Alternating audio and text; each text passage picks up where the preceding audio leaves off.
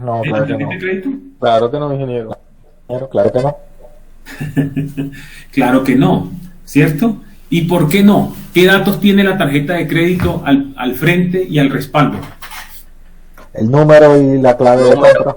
número, fecha y código de seguridad. Así es, eso es. Tú no quisieras entonces que yo viera esa información, ¿verdad? Entonces, ¿qué haces tú? La guardas, la proteges, le colocas un sticker para que cuando la utilices no te vean el número de seguridad, ¿es cierto? O de pronto la escondes por allá para no verla. La idea es que no puedan ver esos tres números, porque con esos tres números pueden hacer una transacción en Internet. Entonces, eso es básicamente qué estás haciendo, protegiendo la confidencialidad de la información. Eso es lo que haces.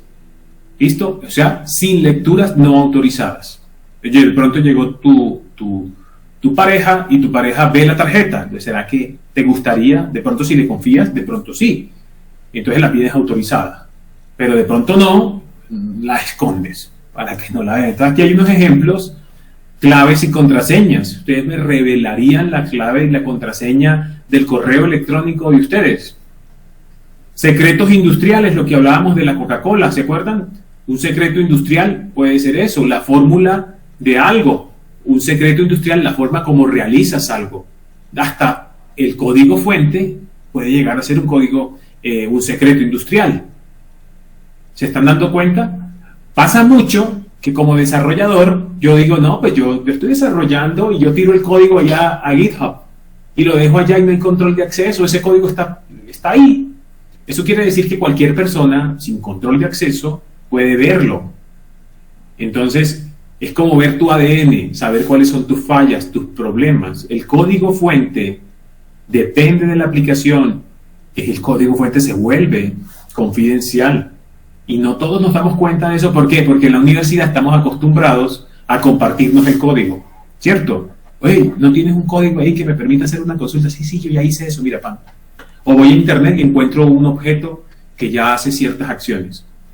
Sí, está bien, pero posiblemente si estás haciendo un trabajo para una empresa importante que te está pagando por eso, pues a ver, ten cuidado con eso, con los códigos. Los planes estratégicos, de pronto voy a adquirir una empresa, voy a adquirir un activo, yo no quisiera que se enteraran que yo voy a hacer esa movida, porque de pronto alguien más se entera y me quita el activo primero, o dice, no, mira, esta persona siempre hace muy buenos negocios, entonces voy a estar pendiente a ver qué es lo que quiere hacer él y me le adelanto. Fórmulas y recetas, números de productos y en sí. Eso es entonces la protección, la confidencialidad de la información, es que solamente el usuario autorizado pueda leer la información que tengas tú resguardada. En ese caso, la confidencialidad es eso. ¿Listo? ¿Les queda claro? Sí, señor. Bueno, muy bien. Ahora, la integridad. La integridad. Entonces, ¿qué se imaginan ustedes que es la integridad? No, integridad es que los datos no se pueden modificar, No, no se alteren, no se pueden alterar. que Muy sean. bien. Muy bien, que no se puedan alterar. Pero entonces, si no se pueden alterar, entonces nadie podría alterarlos. O sea, que solamente los altere quien es propietario de la información. O sea, que una persona externa, aunque no sea dueña de esa información, no tenga control o tenga la potestad de modificarla. Muy bien. Entonces, que aquella persona, que quien esté autorizado en hacerlo, en modificarlo, lo puede hacer. Pero quien no lo puede hacer. Ustedes se imaginan, voy a hacerles esta pregunta, cualquiera la puede contestar y es...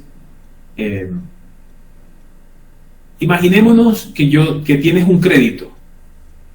¿Listo?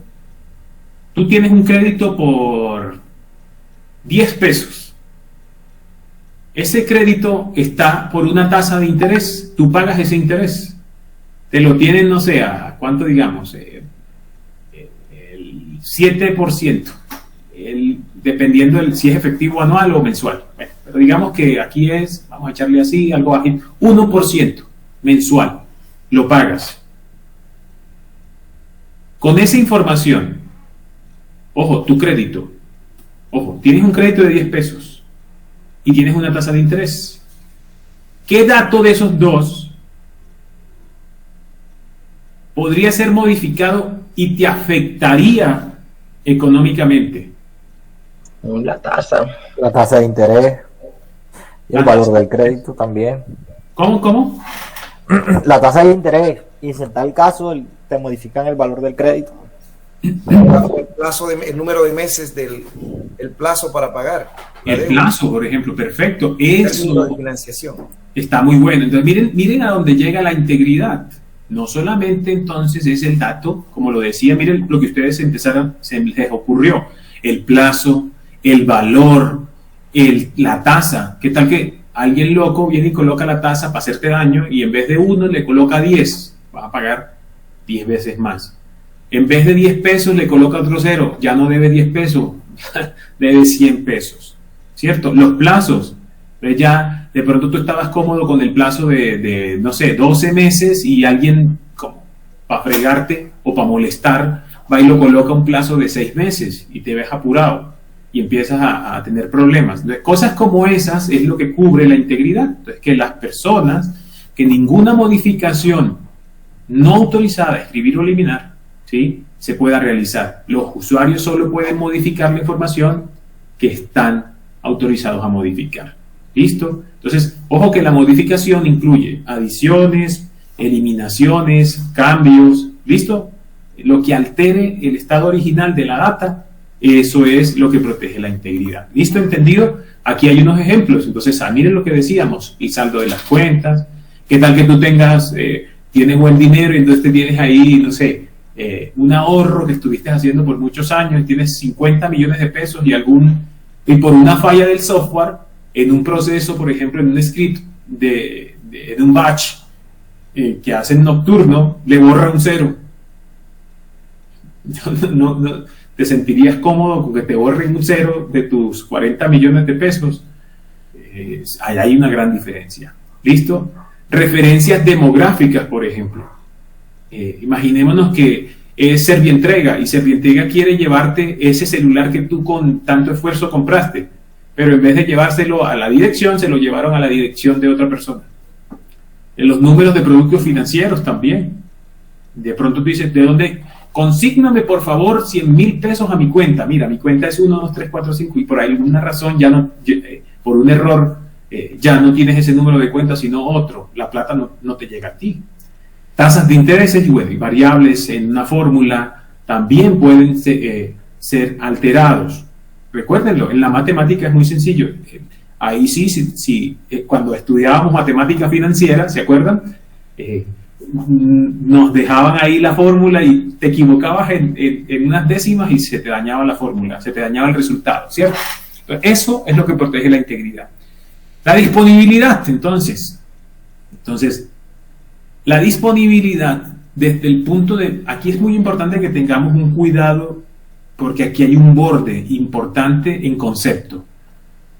La disponibilidad, ahorita había un compañero que nos hablaba es que yo me encargo de mantener, de adelantarme a cualquier falla que pueda tener los sistemas, pues para que la disponibilidad estén disponibles allí, ¿cierto? Él nos mencionaba eso. Eso es TI. Hay que diferenciar un poco la seguridad y ahí hay un borde. TI se encarga más de mantener disponible el sistema contra fallas operativas. ¿Qué falla operativa podría generar un problema de disponibilidad? A ver, denme un ejemplo. Que el sistema tenga algún tipo de bug, por ejemplo, no sé, cuando se ejecutó algún procedimiento, pues se rompió el sistema, hizo un panic y se cayó. Se cayó, ¿verdad? Por allá dijeron energía, sí, listo, perfecto. ¿Qué otro? Otro más. Imagínense otro. No hay digamos que, pensémoslo en esto, no hay una falla, digamos en el código, todo está bien, el aplicativo está bien construido y toda la vuelta. Tiene energía. ¿Qué más creen ustedes que se fue de internet? Si es un servidor local que se fue de internet. Se quedó sin internet. Perfecto. Hay otros, por ejemplo, dimensionaron mal el volumen, la capacidad que debería tener la sala. servicio. ¿cierto? Para almacenar datos. Entonces resultó que se llenó la data, la base de datos se llenó o la SAM se llenó, se te cayó el sistema, ¿cierto? Así de fácil. No dimensionaste bien el volumen de conexiones concurrentes a la aplicación. Eso no ha pasado mucho. Ustedes no se acuerdan de que atacaron la registraduría que porque eran las elecciones, carreta, todo el mundo conectado tratando de ver las votaciones, el resultado de la votación, el sistema no aguantó el voltaje y se cayó. ¿Sí ven? Eso siempre pasa. Hay un programa famoso que se llama El Portal. Eso siempre pasa en el portal. Bueno, eso sí, yo lo desconozco, ustedes lo saben más, pero eso es problema operativo. Hay un mal dimensionamiento. Ay, miren un ejemplo, el día sin IVA, ¿se acuerdan? El día Lo que sin pasó IVA. al costo. Lo que le pasó al costo. Así es. Entonces, ¿qué hacen ellos? Colocan unas medidas ahí todas raras para evitar que tanta gente esté conectada y el sistema no se sobrecargue y no se caiga. Eso es un riesgo operativo, eso no es seguridad. ¿Listo? Ténganlo presente. Esa es la gran diferencia entre la zona de seguridad y la zona de TI, neta. Entonces, cuando se caigan, entonces dicen, no, eso fue que los atacaron. No. Eso fue que... Otra pregunta, ingeniero. Dime. Cuando son ataques de denegación de servicio, ¿ahí sí es problema de seguridad? Sí, ese es muy buen aporte, gracias. Entonces, eso sí es problema de seguridad porque hay una acción malintencionada, deliberada, para generarte un efecto, para generarte la materialización de un riesgo.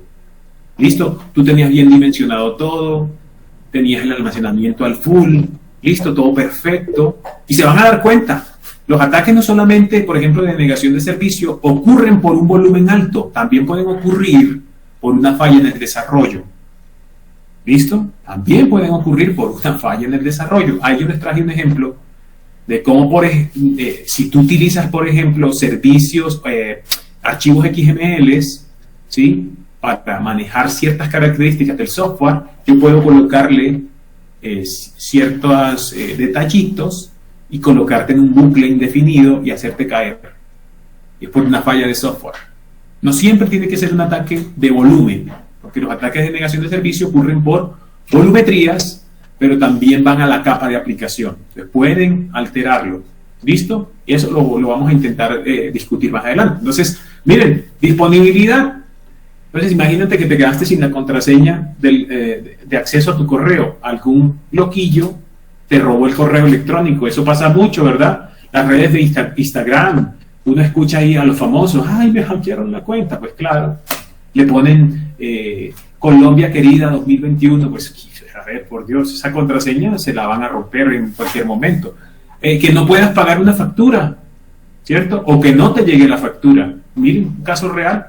No llegó la factura y me cortaron la luz, me cortaron el agua, me quitaron el gas, ¿cierto? O que no puedas sacar dinero. ¿Qué tal tú con tanta plata y seguro, digamos que no estamos en la pandemia, bueno, que la gente ahora está como enloquecida, pero decidieron irse de rumba, pero necesitaban plata, no tienen cómo sacar la plata porque el cajero está caído.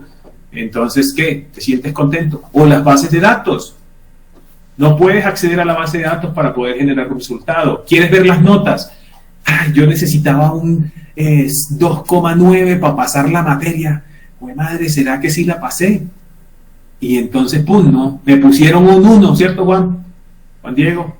Entonces, chica, me pusieron o no el 1. Esas vainas son disponibilidad, ¿listo? Entonces, un ataque de negación de servicio intenta hacer que el software quede indisponible. Y esa era muy buena la pregunta. Y eso es plena seguridad. El de seguridad se tiene que adelantar a eso para evitar que un ataque como estos le haga daño. ¿Listo? Entonces, ojo, si entró el día sin IVA, ¡pum! Tienes 3 meses para entrar al día sin IVA. ¿Quién es el responsable de determinar qué capacidad requieres para evitar que se te caiga el sistema? ¿El de seguridad o el de TI? El de TI. El DTI. El DTI, ese es el chico. Pero entraste en las elecciones, la registraduría, la información que está allí, Anonymous está diciendo, los loquillos de activistas están diciendo que quieren sabotear la página de la registraduría y que aguántense porque mañana los vamos a tumbar. ¿Quién se encargaría, el DTI o el de seguridad? Seguridad. Seguridad. ¿Listo? Seguridad, el que da los lineamientos. Listo, muy bien. Entonces, ahora bien, otros conceptos. ¿Listo? Entonces, no repudio, no repudiación. En el mundo de la seguridad es muy importante este concepto. No repudiación, no es de los principales ya. Ahorita les voy a hacer una pregunta que se van a dar cuenta por qué no es de los principales. Pero la no repudiación, cuando dicen, no, yo repudio esto, o sea, yo lo rechazo, yo no fui. No, tú sí fuiste. Tú fuiste el que modificó la nota, tú fuiste el que me cambiaste la nota de 5 a 1. No, yo no fui, compruébamelo. ¿Cómo se lo compruebas? Ahí es donde entra el tema del concepto de la no repudiación. ¿Listo? Y es la capacidad de demostrar la identidad del emisor de esa información. ¿Listo? Es como cuando en las redes sociales aparece un mensaje y nadie sabe quién lo mandó. ¿Cierto? Entonces dicen, no, pues yo no fui, no hay forma, tú no tienes forma de comprobarlo. Tendrían que preguntarle al líder, al dueño de la red social para que te informe quién fue el que envió esa información. Él sí tiene la capacidad. Entonces, en este caso el objetivo que se pretende es certificar que los datos o la información provienen de la fuente.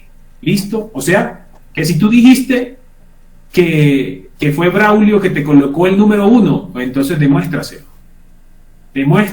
Ah, sí, tengo como demostrártelo. Aquí tengo el papel donde está el 1. Braulio, mira, me pusiste el 1. ¿Sí? Esa es la forma de... Ya Braulio no podrá decir, no, yo a ti nunca te coloqué un 1. ¿Listo? Pero Braulio también puede decir la sustentación de por qué te colocó el 1. Y es que mira, aquí está el parcial. Aquí está el parcial que tú no hiciste. O que contestaste mal. Entonces aquí tengo la certificación de que tu fuente, tú eras la fuente, ¿sí? Eras la fuente real de este parcial y que yo fui el que te lo colocó en consecuencia. Entonces eso es el no repudio, es la certificación de eso. ¿Listo? Está la relación del sujeto con el objeto.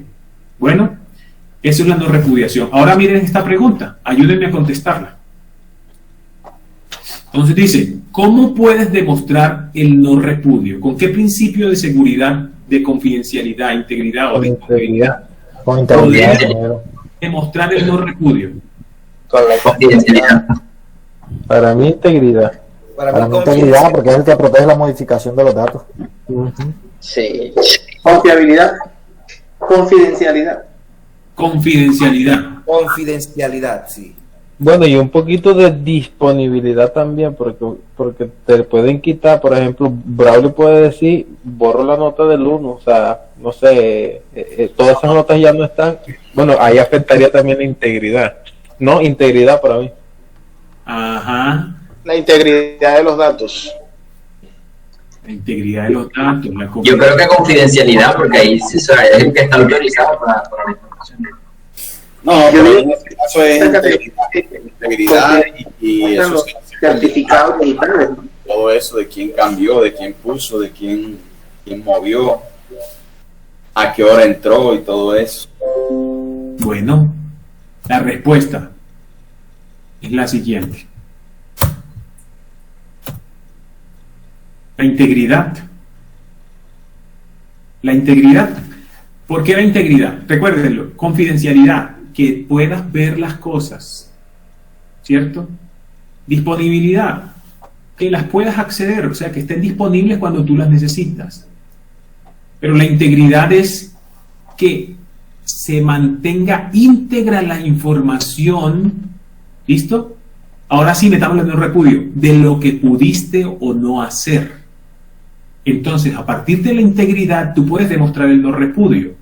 Porque tú dices, no, mira, aquí están los logs, los registros, el parcial, la evidencia, el boletín o ¿cómo le dirán ahora? La carta de notas. Ahí está la evidencia de que eso fue el número que se colocó y no se modificó por nada. Así tú hagas lo que quieras, pero ese dato nunca podrá ser modificado. Y de ahí empiezan el concepto, entonces, miren, a tener relación con el no repudio. Entonces, confidencialidad no aplica, porque es ver. Ah, no, pues yo vi que le colocaste el 1. Pues sí, ahí está el 1. Pero, pues, demuestra que fue él el que se lo colocó. No, pues yo vi. Sí, pero demuéstralo. Ah, entonces no crees en mi palabra. No, es que aquí no es cuestión de quién habla más bonito o quién tiene los argumentos. Es la evidencia, ¿listo? Como en la fiscalía o en un juzgado. Es con evidencia. Es que yo creo que él lo mató. No, pues demuéstraselo. ¿Cierto? Entonces, eso es integridad. ¿Listo? ¿Nos queda claro con la pregunta y en los ejemplos? Sí, ingeniero. Bueno, sí. Buenísimo. Me alegra eso, que estemos ya. Miren lo que ya acabamos de pasar por confidencialidad, integridad, disponibilidad. Vamos metiéndonos un poco más. Ahora vamos a hablar de otro concepto que ustedes lo van a tener que utilizar bastante, y es identidad y autenticación. ¿Listo? Abajo ustedes ven una imagen, que es lo típico que uno se imagina. Pero ¿qué es la identidad? ¿Y cuál es la diferencia? ¿Qué es la autenticación? ¿Quién nos apoya?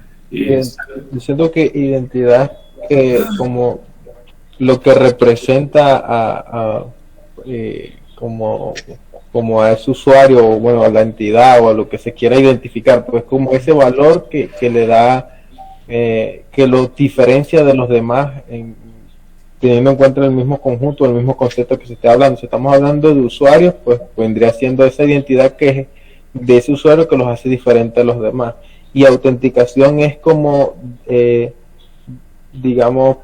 verificar que efectivamente está entrando el usuario que realmente cuenta o tiene acceso para entrar o acceder a ciertos recursos, a cierta información.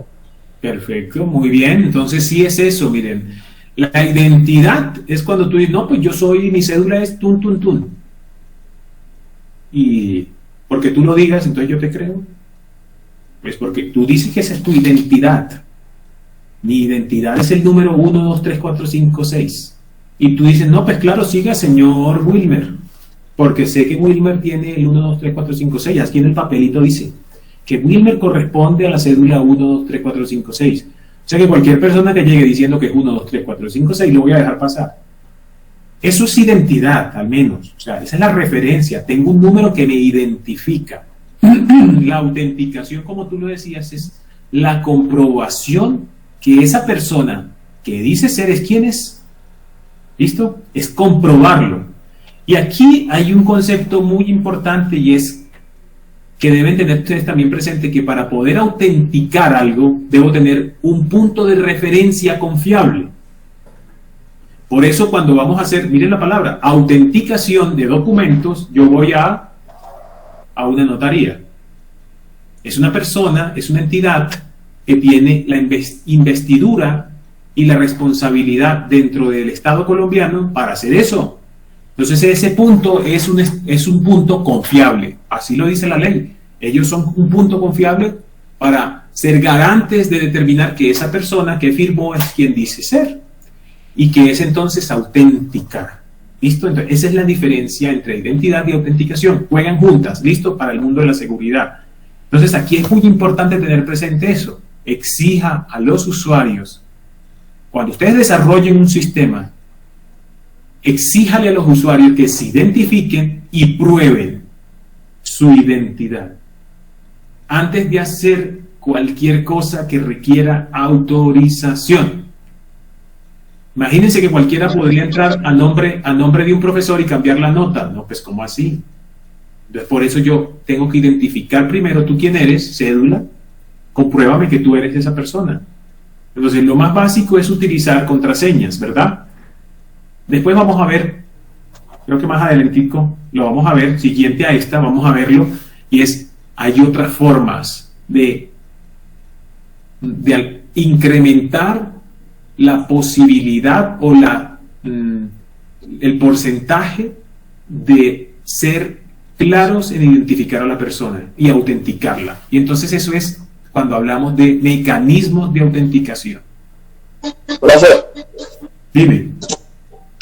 ahí juega algo, y es que ahí es donde tenemos uno de los mayores huecos de seguridad, por ejemplo, en el tema de las empresas, y es donde saca más la información, lo que tiene que ver con esto ¿cómo se llama el nombre? Ingeniería social, que es uno de los, que es el mayor, porque a veces las empresas gastan o sea, grandes cantidades de dinero en infraestructura, en políticas, en aplicaciones, pero resulta que el eslabón más débil está ahí con las personas que le aplican ingeniería social, o el ejemplo que usted decía ahorita también a nivel personal, que sucede ahora con las personas adultas que están ingresando a este tema de la tecnología. Entonces no se dan cuenta que están de alguna forma cayendo o brindando la información, la identidad para que otros usuarios puedan autenticarse y por medio de ellos hacer y deshacer dentro del sistema. Muy buen aporte. ¿A quiénes de ustedes los han llamado desde una supuesta rifa, desde un supuesto sorteo, que te ganaste un carro, que te ganaste un beneficio, que te ganaste un viaje? ¿A quién? ¿A alguno le ha pasado? Creo que a todos nos ha pasado. Ingeniero, que llegan los mensajes al celular. Bueno, hasta ayer llegó un que del éxito. Que entre el link, que el éxito está regalando bonos. Ahí está. Es cierto lo que decía nuestro compañero, y es que este es el punto más débil. Por lo tanto, los mecanismos de autenticación tienes que manejarlos y entenderlos. De verdad, estos conceptos son para que cuando tú diseñes el software, el sistema de información, lo tengas muy presente, porque recuérdalo, si tú ya sabes que te lo pueden hacer, entonces adelántate, entrégale esa calidad, esa seguridad, ese valor agregado a esos sistemas de información que tú estás construyendo, diseñando o implementando. Entonces, los mecanismos de autenticación es muy importante que los conozcan. Y eso se basa en varios conceptos. Voy a tratar de hacerlo sencillo para que lo comprendamos. Si no, pregunten. ¿Listo? Pero quiero que esto se lo manejen ustedes, porque cuando estén desarrollando se van a acordar de mí. ¿Listo? Entonces, algo que sabes. ¿Qué sabes? En un proceso, imaginémonos una aplicación web. Usuario y contraseña. El usuario y la contraseña tú lo sabes. ¿Listo? Entonces ahí está, las claves, las respuestas a una pregunta. Por ahí hay sistemas donde dicen, ¿usted tuvo un crédito con el X banco? ¿O tuvo una cuenta con no sé quién? Entonces tú dices, no, pues claro, sí, pum, yo soy el que lo sé. Pero es que ese tiene un problema, y es que depende de tu secreto, que te mantengas la boca cerrada. Así que si te llaman o te meten gato por liebre y tú terminas dando la respuesta o dando la clave, ¡pin!, caes. Entonces es allí cuando llega el siguiente concepto, y es algo que tienes o posees. Que tienes o posees, y ahí les doy los ejemplos. Un token. Entonces, ¿ustedes saben qué es un token? Sí, es un generador de una contraseña que tiene un tiempo limitado. Eso es un dispositivo de hardware que tiene la capacidad de generar un número de forma aleatoria a partir de unos métodos matemáticos. La ventaja que tiene es que no está conectado. Entonces, si lo quieres hackear, realmente la única forma de hackearlo es verlo, o que tú dictes el número. Que yo te llame y te diga, hey, ¿me puedes dictar el numerito del token? Y tú, sí, pues claro, 1, 2, 3, 4, 5, 6. Si lo haces, pues bailas. Se fregó el segundo factor de autenticación, y ese es el segundo. Miren, el primero y el segundo. Segundo factor de autenticación. También están las OTPs. ¿Listo? Las OTPs son un password de un tiempo definido, de un único uso. Y lo puedes generar tú por software o algo así, pero digamos que igual, si yo te llamo y yo te digo, le acabamos de generar una clave, me la puede dictar, una OTP, una clave temporal, así sea de un solo uso. Si tú me la dictas y yo soy el primero que la utiliza, pues logro el éxito. ¿Qué poseo? móvil. Por eso es que ustedes se dan cuenta que en ciertas partes existen el soft token, así le llaman. Es un token que ya es de software. Tú instalas una aplicación acá en tu celular y él genera los numeritos.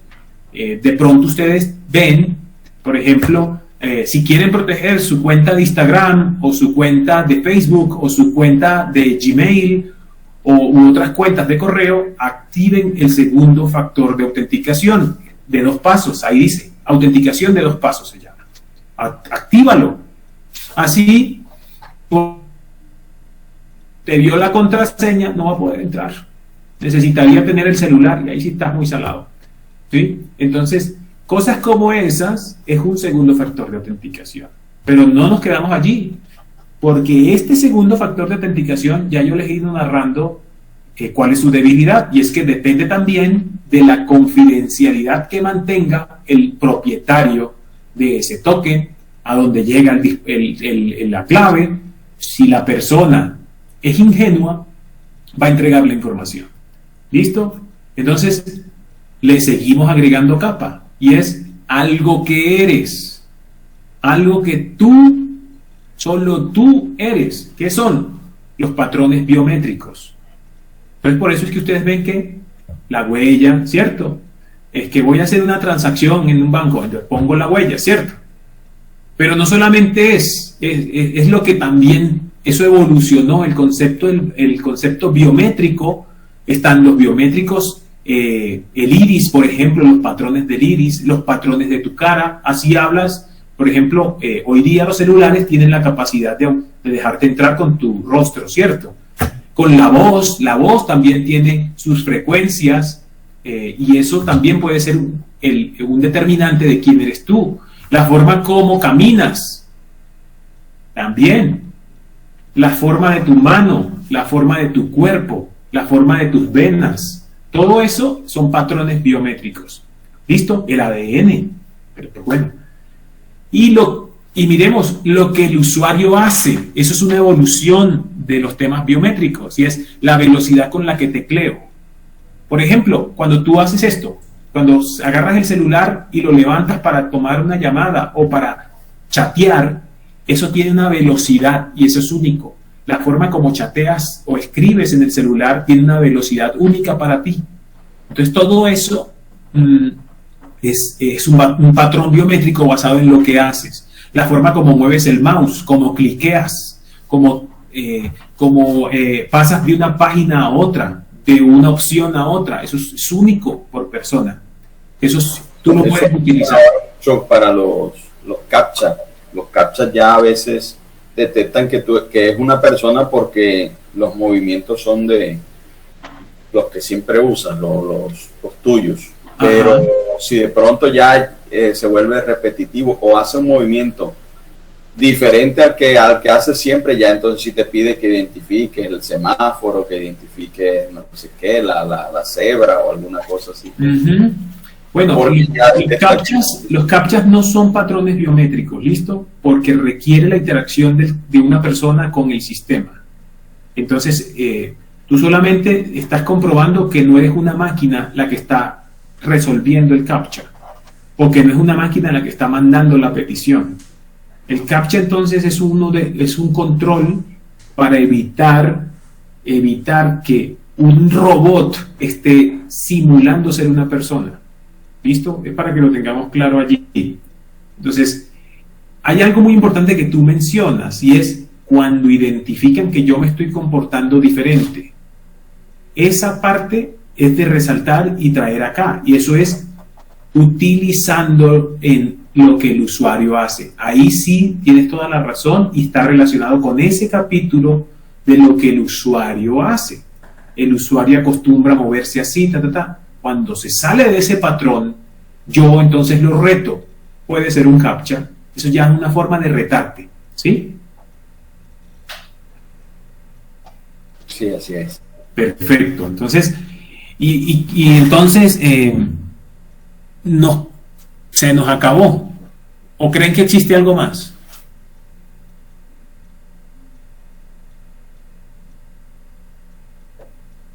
Debe faltar uno porque hay un espaciecito.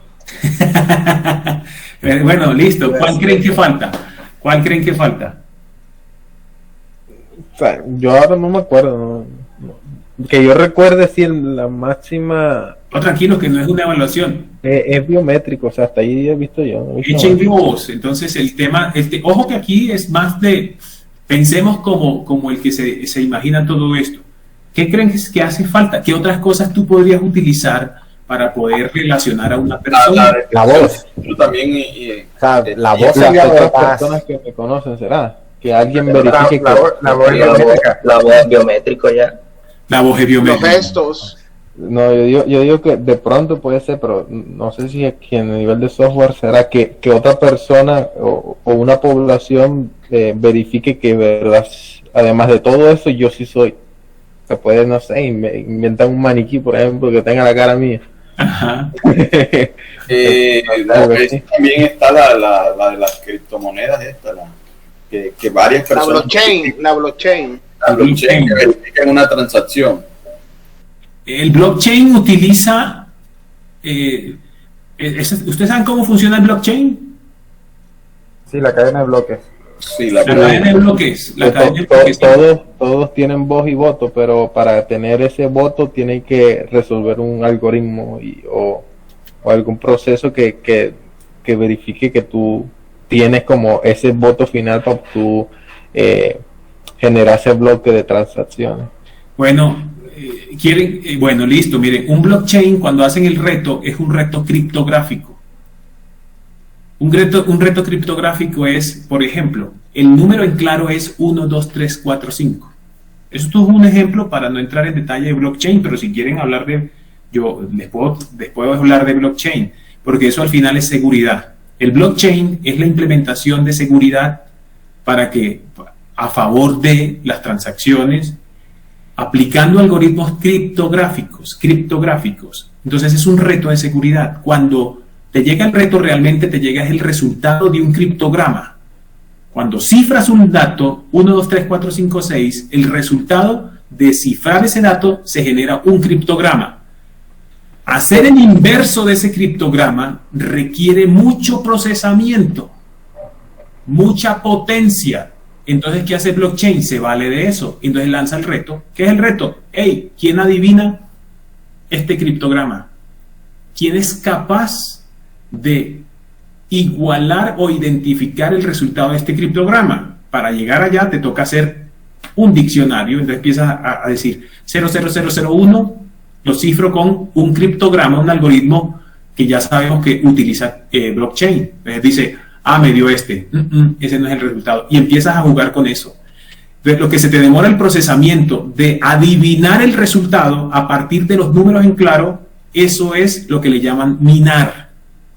¿Sí? Así de sencillo, es binar. Eso es lo que dicen, no, yo estoy minando. Es procesamiento de adivinarse el resultado del criptograma. Y eso al final genera el mismo criptograma. El que primero adivine o llegue al resultado del criptograma se queda con la recompensa. Ese es por debajo el concepto de blockchain. Bueno, pero que falta. Uno también fundamental la seguridad de blockchain, pues, por lo que yo he visto, es que pues la copia de la cadena se encuentra en todos los nodos. Todos los nodos tienen una copia de la cadena. Entonces, para poder hackear todos los nodos que hacen parte de ese blockchain es virtualmente imposible. Por eso es la seguridad tan robusta que tienen este tipo de... La seguridad de blockchain se basa en la fortaleza del algoritmo criptográfico, realmente. Si yo logro reventar el algoritmo criptográfico, puedes hacer lo que quieras, pero como la cadena se actualiza dependiendo de quien resuelva el reto, yo te puedo alterar eso, pero es que en este momento, por capacidad de procesamiento, todavía no existe la capacidad suficiente para romper el algoritmo criptográfico. Por eso es cuando ustedes escuchan computadoras cuánticas, esas sí tienen la capacidad. Cuando lleguen las computadoras cuánticas, los algoritmos criptográficos actuales no van a tener, ya no van a ser seguros. En ese momento, esa cadena se romperá. ¿Listo? Entonces, esto era georreferenciación IP-localización. Es donde puedo estar, ¿sí? Donde estoy, donde me encuentro. Ahora, como somos sistemáticos y tenemos dispositivos, yo también puedo referenciarte y decir, no, pero es que él realiza transacciones siempre desde Valledupar, pero es que siempre va al cajero electrónico que queda en la esquina. ¿Sí me entiendes? Entonces puedo generar patrones diciendo que tú siempre te encuentras por esos lados, la georreferenciación o IP-localización. Entonces todo esto, si lo combinas, todas estas capas de mecanismos de autenticación, si tú lo combinas, hace más robusto el sistema. Ahora, hay que llegar a un punto intermedio donde tú tienes que valorar como diseñador, como ingeniero, tienes que valorar hasta dónde llegas. Entonces tú dices, no, pues le pongo la primera, lo que sabe. Ah, porque pues que ahí lo que hay es puros documentos públicos, entonces pues esto, le pongo una contraseña. Lo que tiene, no, agreguémosle otro, porque es que si logran meterse allí cambian las notas, entonces vamos a agregarle un token. ¿Listo? No, pero es que ya es plata, ya es dinero, ya es algo que te afecta al bolsillo, entonces agreguémosle el patrón biométrico. O por ejemplo, voy a entrar a una zona donde están todos los secretos de investigación e innovación de Apple, biométricos y todos los juguetes, ¿cierto? Y pues le agrego otro más de inteligencia de los datos. Ustedes, yo sé que ustedes aquí en la universidad trabajan temas de analítica, de Big Data, todo eso lo trabajan. Eso tiene que ver con un poco más, con una capa adicional de seguridad que tú puedes agregar basado en los datos que recopiles de una persona, su comportamiento, la forma de hacer las cosas, de moverse, todo eso lo puedes combinar utilizando modelos estadísticos que te ayuden a llegar allá. Entonces eso es mecanismos de autenticación. ¿Nos quedó claro, chicos? Profe, para dar unos ejemplos. Bueno, entonces ejemplos. Vámonos por el... No, para darlos uno desde la experiencia. Bueno, dale Armando. Por ejemplo, bueno, comenzando de lo que posees, hace muchos años yo manejaba un dispositivo, un token que manejaba con Davivienda, que fue donde comencé a trabajar a manejar el token ese de seguridad para las transacciones por internet. La OTP la he visto con el Fondo Nacional del Ahorro, que uno incluye mete los datos y él después le genera una clave al correo con un tiempo determinado. Ahorita están los tokens, por ejemplo, Bancolombia, que está con la clave dinámica, que para mí es como un token, pero a nivel de software. Ya también están manejando desde el celular, incluso con la huella, o sea, sobre todo cuando se van a hacer las transacciones por PayU, por ejemplo, por terceros, para poder ingresar al celular. Entonces se coloca la huella y él después ya permite ver la clave dinámica esa. Y por ejemplo, en esta parte que usted dice de georreferenciación, me ha pasado por ejemplo con el tema de Bancolombia, que a veces hay cosas que uno maneja por la aplicación en el celular y hay cosas que maneja por el computador. En alguna ocasión quería hacer algo y no me dejaba por el computador, y resulta que yo después lo fui a hacer por el celular y no estaba conectado a la Wi-Fi, sino con los datos del celular, y cuando vine a ver me bloquearon y llamé y resulta que y ahí sí me gustaría, usted que estuvo en el tema de Bancolombia, cómo manejan eso tan rápido, porque fue cuestión de segundos. O sea, yo abrí, revisé allá, no pude hacer la transacción, quedaba más fácil hacerla por la app, la hice por la app y no me dejó, y cuando terminé bloqueado, entonces ya me tocó llamar, ir a un cajero automático, meterla inicialmente la tarjeta para poder hacer después nuevamente, como digamos, resetear o quitar ese bloqueo. Eso al final, mira, lo que ocurre es, ustedes conocen, alguno de ustedes que está acá, que nos pueda hablar del concepto de analítica de datos. Uno solo.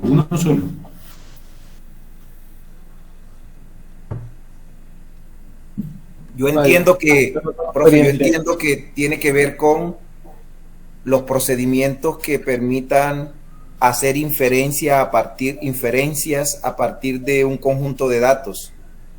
Sí. Inferencias y predicciones a partir de un conjunto de datos. Entonces, miren, si comercialmente las organizaciones, las fintech grandes, Facebook, Google, recopilan datos tuyos para saber quién eres, para venderte lo que te gusta, para decir, este tipo estaba buscando zapatos, y te metes a otra página y te salen una cantidad de zapatos, y tú estás loco, ¿por qué me están mostrando tantos zapatos? Porque ellos hacen analítica de tu comportamiento. Entonces, si lo aplicamos a seguridad es igualito, es coger todos los datos que te caracterizan y que te pueden individualizar y decir que tú eres único ahí, en esa población. Entonces, así es que se dan cuenta tan rápido, no son personas, son máquinas, son algoritmos, algoritmos estadísticos basados en analítica, en inteligencia artificial, machine learning, deep learning, que básicamente son, si lo vamos a la realidad, son redes neuronales, estadística aplicada, donde te tratan de ubicar en un espacio y hacerte único y decir, es que él es Wilmer, ¿sí? Por su comportamiento, por los datos que ya tengo, por tu historial, por cómo te conozco, es una máquina, es un robot, es como una Matrix, que sabe que eres tú, porque te comportas como tú acostumbras a hacerlo. ¿Listo? Entonces, en el caso que nos planteábamos de Bancolombia, ¿sí? Pues sí, claro, es una máquina por dentro que tiene el poder de determinar que Armando estaba haciendo algo raro, que ese no era Armando, como que se salió de los patrones. Como se salió de los patrones, la máquina automáticamente, un robot tomó la decisión y bloqueó. Eso pues requiere entrenamiento y toda la vuelta, pero existe hoy día y los bancos trabajan con eso y muchas entidades trabajan con eso, no solamente bancos. Por ahí también, estos días estuve ayudando a alguien con un trabajo de esto de seguridad y estaba estableciendo de acuerdo a los datos de navegación, como ahora todo va encriptado, pero de acuerdo al tamaño de las páginas que visitaba, de acuerdo al tamaño de la traza, con eso podían determinar si era la persona. Entonces, con eso también identificaban, fuera el navegador que fuera, incluyendo Tor, pueden identificar, no, este es fulanito mira estas líneas de comportamiento. Entrenaban una red neuronal para que se aprendiera el comportamiento en un navegador normal, ya conocido, y luego se lo aplicaban a cualquier navegador y lo identificaban de acuerdo al tamaño de las trazas y de las páginas que visitaba. Así es, así es. Entonces, eso hace parte de la forma también de autenticarte y de seguirte y de rastrearte. Por eso es que hoy día la privacidad es muy importante. Ya tú no quieres que te estén vigilando todo el tiempo, es que ahora estás vigilado. Facebook agarra tus datos. Google, si tienes Android, todo lo que generas en el Android, todo está yendo para una gran máquina que está perfilándote. No sabes, él no sabe que te llamas Wilmer, pero sí sabe quién eres como individuo. Él te puede diferenciar, y eso es la gran discusión de los temas de privacidad. Por eso ahora hablemos de autorización. ¿Listo? Miren que suena mucho, se parece mucho a identificar, autenticar y autorizar, pero es otro concepto. Autorizar es que puedas determinar que el usuario, ¿sí? Que pueda ser que un usuario autorizado antes puedas determinar qué es lo que puede hacer antes de hacerlo. Eso es básicamente lo que hace la autorización.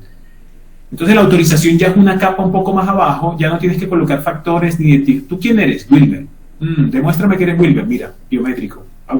Entonces ahí me autenticaron. Listo, tú eres Wilmer, entra a la casa. ¿Y Wilmer será que se puede meter a cualquier parte de la casa? ¿Será que Wilmer se puede meter a cualquier parte del sistema y hacer lo que él quiera porque ya se autenticó? ¿Cierto? Entonces, ¿será que por eso lo dejo hacer todo? No.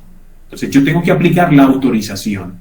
Y la autorización se basa en pensar como una lista de lo que puede hacer cada usuario. Es como crear una lista. ¿Listo? Entonces tú dices, Wilmer puede hacer consultas, pero Wilmer solo puede consultar personas nacidas en la ciudad de Valledupar. Eso puede ser una lista de control. Si Wilber intenta consultar personas nacidas en la ciudad de Bogotá, no va a poder. Eso es autorización. Y como desarrolladores, ustedes tienen que tener mucho cuidado. Porque yo me acuerdo cuando desarrollaba también, pues, ¿qué le piden al desarrollador? Que funcione. Haga la funcionalidad. Y tú te preocupas que por hacer esa funcionalidad estás dando acceso directo a la base de datos a cualquiera. No, pues tú metes la cédula y sale el resultado. Mira, me pagaron por eso, chévere. Miércoles, ¿y qué pasa si cualquiera puede conectarse a esa base de datos? Eso es autorización. Tú tienes que tener mucho cuidado. ¿Listo? Entonces, esto es fundamental para lograr la confidencialidad y la integridad de los datos. Es fundamental para lograrlo. Tú no lo logras si no aplicas la autorización. ¿Listo? ¿Hasta dónde estás autorizado a llegar a permitirte que hagas algo sobre un objeto? Un objeto que puede ser un dato, una base de datos, un contenedor. ¿Listo? Entonces, si se dan cuenta, aquí se los puse porque es que suenan similares, autenticación, autorización. Y tú escuchas mucha gente en la calle diciendo, no, lo que pasa es que yo lo autentiqué para que pudiera hacer tal cosa. Si ya estás metiendo la acción que puede ejecutar el sujeto sobre el objeto, ya estamos hablando de la autorización. ¿Listo? ¿Por qué es importante este concepto? Porque ustedes como desarrolladores, como ingenieros de software, deben tenerla clara. No puedes cometer el error de referenciar autenticación como si fuera un proceso de autorización. ¿Listo?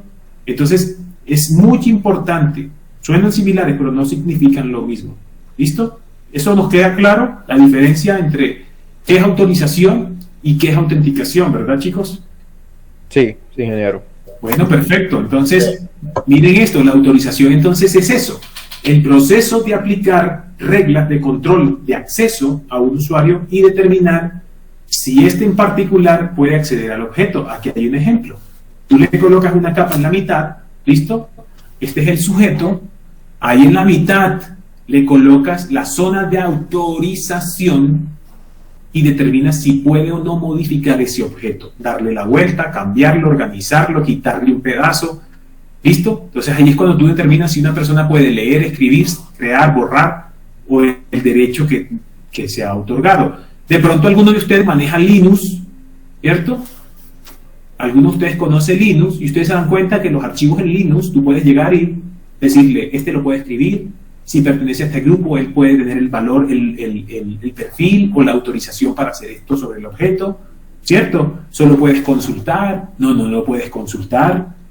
Cosas como esas, Linux, por ejemplo, lo que tenga que ver con Linux o distribuciones de Linux, Unix, también llegan a esos niveles de profundidad, porque es un poquito más de bajo nivel, pero eso es autorización. Bueno, cuando permites que un usuario, un sujeto pueda ejecutar una acción sobre un objeto. ¿Listo?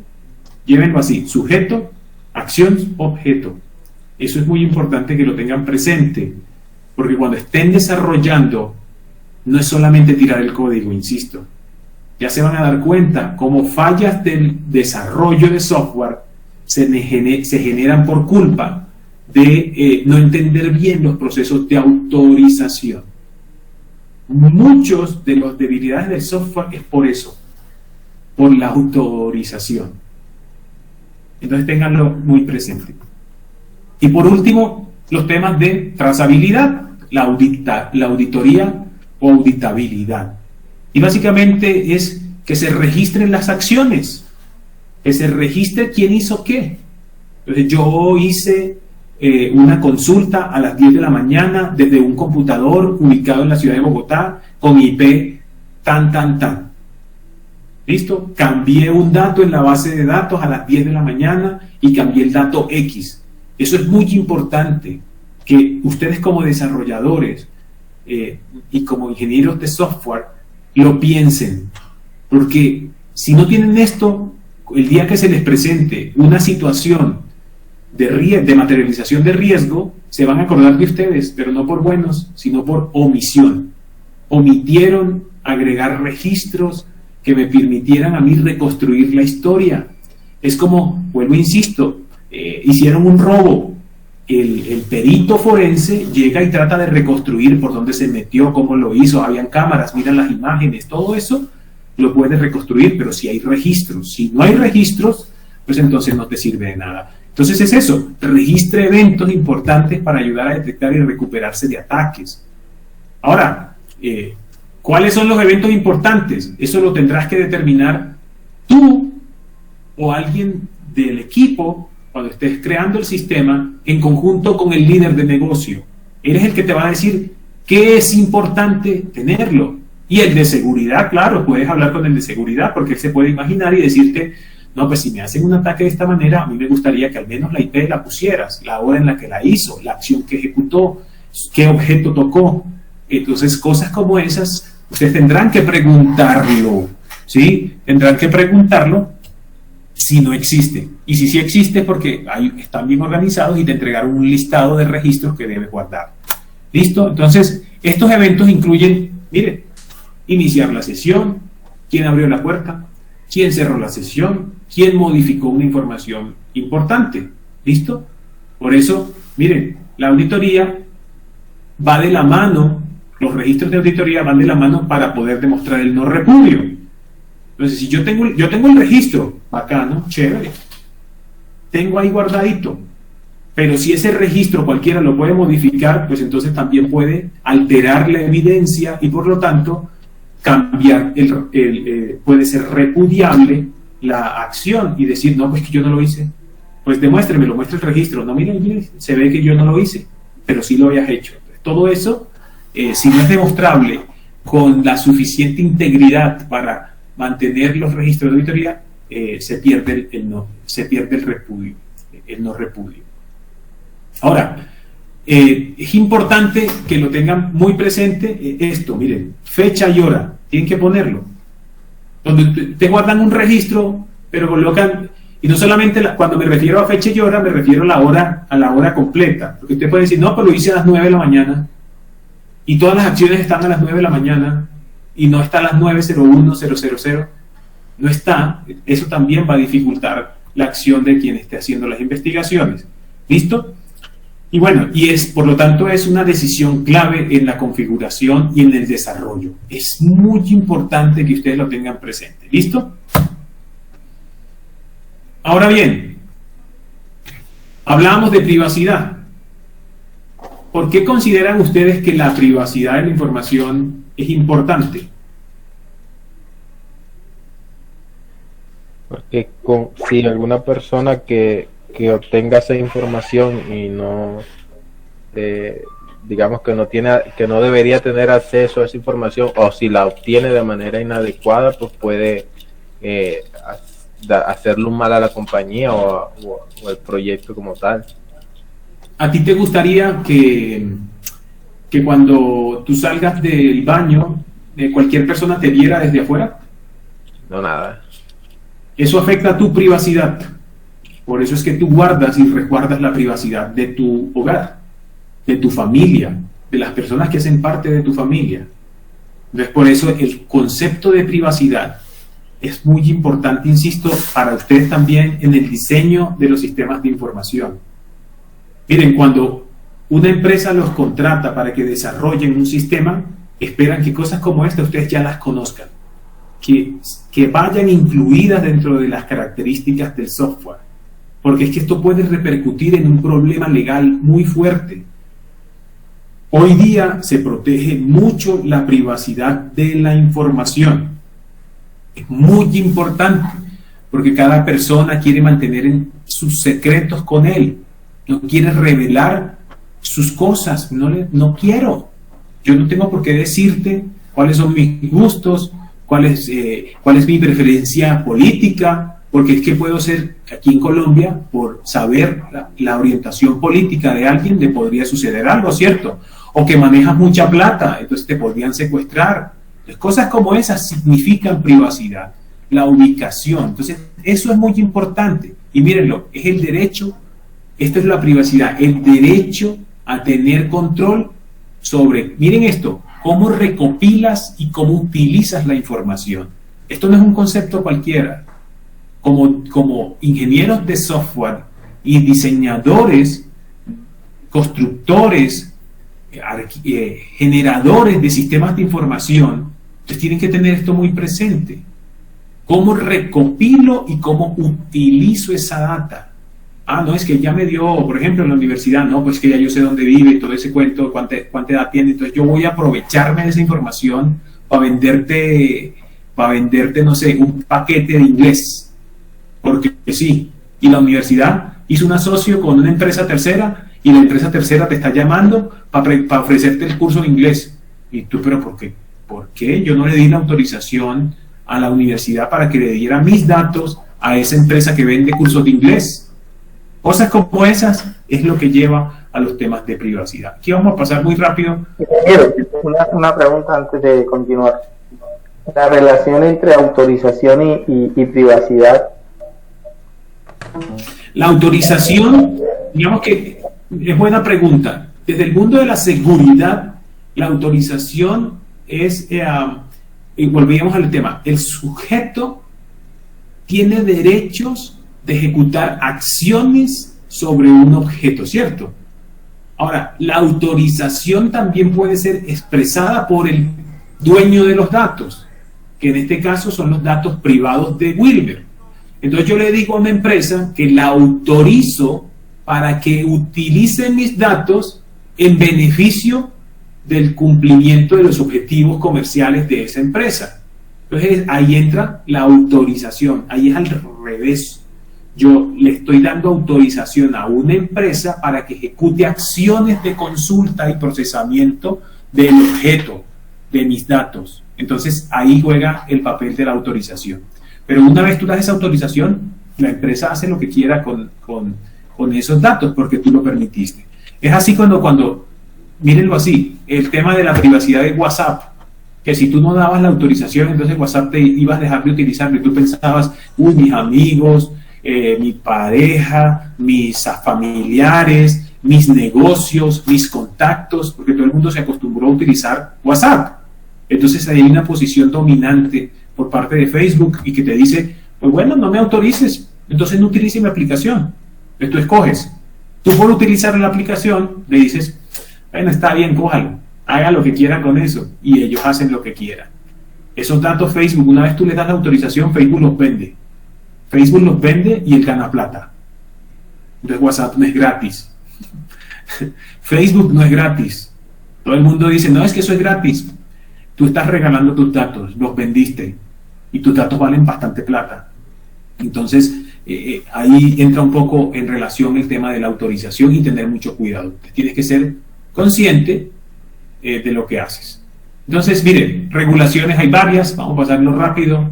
Esto es muy importante. Los datos que se protegen más, miren esto, son el origen racial o étnico. ¿Por qué? En Estados Unidos, en Colombia también existe, pero por pertenecer tener un origen racial o étnico te pueden aislar por opiniones políticas, por creencias religiosas, filosóficas, por ser afiliaciones sindicales, datos genéticos, imagínense eso, datos biométricos. Imagínate que yo tenga tu huella, los datos resultantes de meterlo en un lector de huella, esos datos biométricos que yo tenga acceso a ellos, podría hacer cosas con eso, autenticarme con un tercer factor de autenticación a nombre tuyo utilizando ese resultado.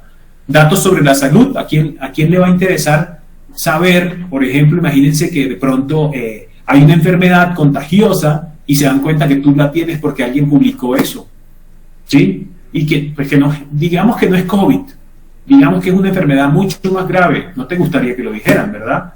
Datos sobre tu vida sexual, orientación sexual, pues ya verás tú si sales del closet, es cuestión tuya, ¿cierto? Entonces cada quien mantiene eso en privado.